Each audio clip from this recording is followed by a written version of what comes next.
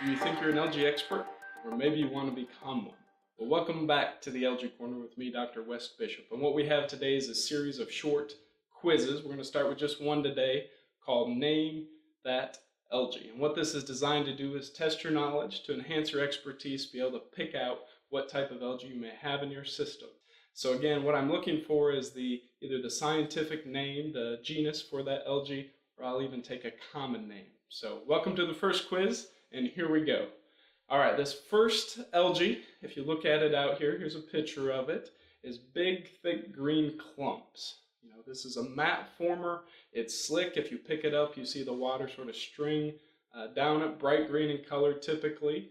Any guesses yet? Okay, I'm going to make it a little bit easier here. I'm going to zoom in and show you a picture of this algae under the microscope as well. All right, here it is. Now you can see the spiraling chloroplasts going around the cell.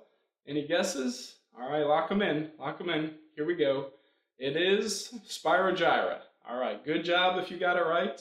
Gave you a lot of good clues there. We started with a fairly easy one, but yeah, this Spirogyra is a bright green filamentous desmid, likes early spring conditions, grows all throughout the United States. So good job if you got Spirogyra, also known as silk algae, on this first one. All right, the next one I want to show you, here's a picture of it. It is a macroalgae. It often grows up from the bottom of the system, has these whorls of branchlets. Here's a nice close-up picture of this macroalga. Any guesses on the name? All right, lock it in. Lock it in. Here I'm going to tell you, it is actually starry stonewort, or Nittelopsis obtusa.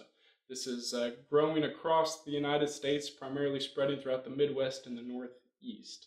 So it's not Chara. Chara is fairly similar, but this is very different. It's a Nittelopsis genus on this one. All right, let's move on to the next one. Look at this next picture.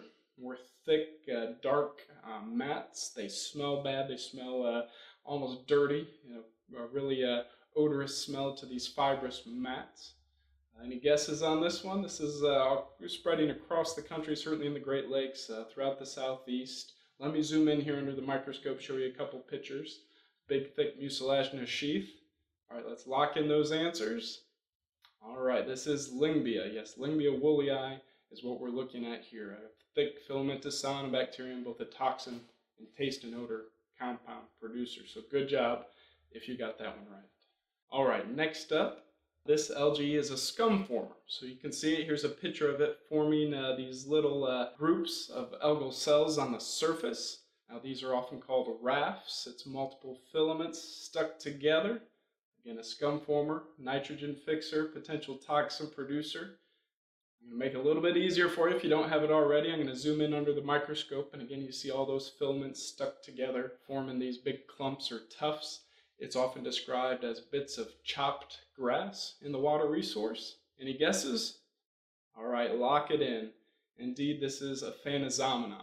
Again, another toxin-producing cyanobacterium, pretty common in spring and early summer in a lot of different water resources and can be a potential toxin producer. So good job if you got this cyanobacterium, a Phanozomenon. That was the name of this one that we were looking for. All right, the last algae I have for you today is this one here. Take a close look at it. Here's a picture of it growing in a field scenario. Here it is in with a white background under it so you can get a good look at it. And I'll even give you a close-up look under the microscope. It's a little more coarse feeling. It has an odor to it. A lot of people say it smells like a skunk or garlic. I may have given it away there, but lock in your answers.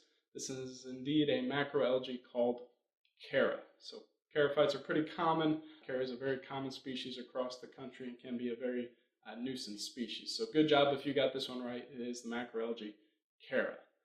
All right, that's all we have for today for this initial quiz, but remember that CPRO has a solution to meet all your algae management needs. If you have one of these types of nuisance algae or related type of nuisance algae, let us know and we can help solve it. Thank you for taking our first algae quiz today called Name That Algae. Good job if you got them all right, but be sure to visit our other quizzes and take those to enhance your expertise and learn more. If you have one of these nuisance types of algae or a similar type, we can definitely help solve that. Visit stewardsofwater.com to learn more.